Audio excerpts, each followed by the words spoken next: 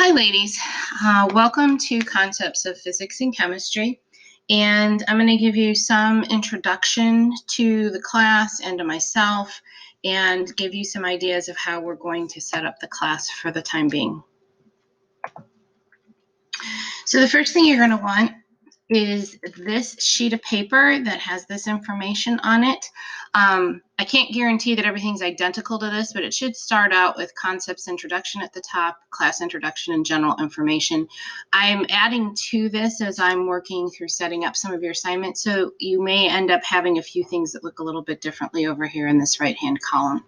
But this gives you an idea of what my plans are, what I'm working on, and what you should start working on. So right now, you are watching the video that I am identifying as letter A, and it has no assignment that you need to actually turn in here. And the general topic is my own personal introduction, so you get to know me a little bit.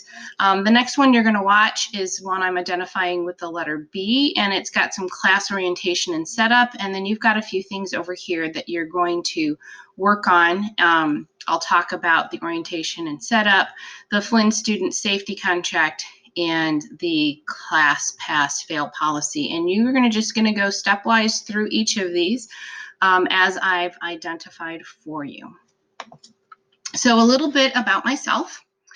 So I am not a teacher by education. I have a bachelor's of science in chemical engineering from the University of Toledo and a PhD in chemical engineering from the University of Houston. I also have a upper elementary Montessori teaching certification, but I do have a non-tax certificate from the state of Ohio, which allows me to teach. And just to FYI, I have the students call me Dr. Kari because over the PA system, when people call me Dr. Schick, it sometimes sounds like something different. So I prefer to be known as Dr. Kari, and you'll notice that most of the other people in the building refer to me like that. So other things about me is I taught chemical engineering classes at the University of Houston for a time.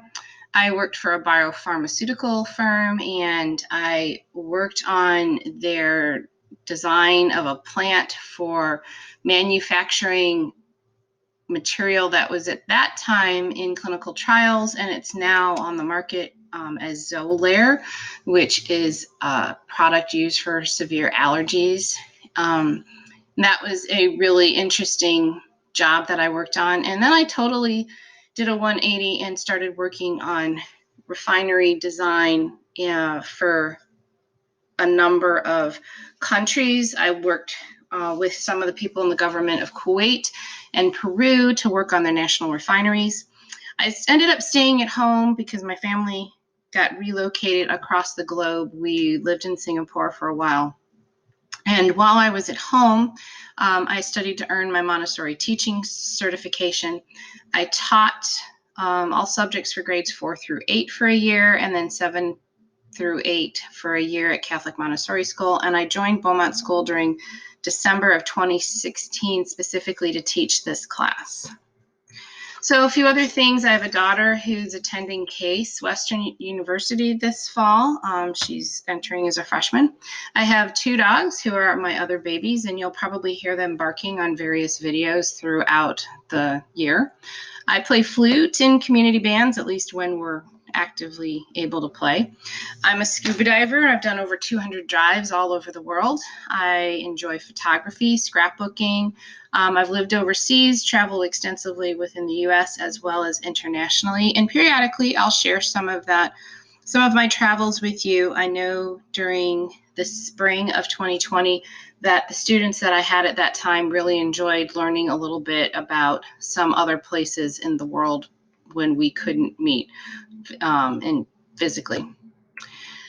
So the purpose for this class is to introduce some physics topics to you, and which allows you to be prepared for some later classes and study the first third of the chemistry curriculum. So the class was started with the primary intention to allow us to split the chemistry material into a longer period of time. When Beaumont went to the block schedule quite a number of years ago, they found that the chemistry curriculum in the junior year was overwhelming for students to complete. If you think about a traditional classroom, they would meet 5 days a week, and if they had a lab period, they would add on 2 more times during that week. So they would essentially meet 7 times, or 7 class hours, during the course of 1 week. So during the course of 2 weeks, that would be 14. However, at Beaumont, what we would do is, since our classes are double blocks, we don't actually add a lab period per se. You would meet 5 times during a 2-week period, which would be the equivalent of about 10 class hours.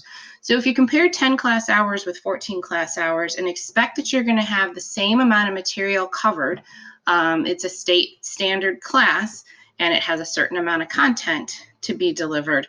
The people who are trying to do that in 10 class hours a week are really going to have to push really, really hard in order to cover the same amount of material. It's ended up not working out very well. So what Beaumont decided to do was to put a third of that material into the second semester of your sophomore year. So you're taking part of the chemistry curriculum that you will be finishing up during your junior year. So then the first half of the year is actually, we're studying some concepts in physics, but we're really working to prepare you for studying chemistry. The goal here is to learn how to study a physical science, how to learn some different methods of studying, some different tools and things that will help you, because studying a physical science is very different from studying life science like in biology you did last year. So because of the way this class is structured, it is really important to not only pass the entire school year, but you have to specifically pass the second semester. This is unusual here at Beaumont, that the second semester really, really is important. And it's because if you start the second semester, or you take the class during the second semester and you have a very low percentage, you're only setting yourself up to be not as successful as possible. So because the school year is starting with a lot of uncertainty and a lot of unknown, but we are switching the grading scale. We are still going to be mandating that you have to pass the second semester, but also if you fall below a 70%, we are going to strongly encourage that during the summer you do some additional work to bolster your understanding of the content that we cover. So while the cutoff is going to be the pass-fail for required work during the summer, if you do score below 70%, you are going to, it's going to be strongly recommended that you do some work during the summer to set you up for better success. So something you already are probably aware of is that I am going to be having surgery sometime in mid to late August.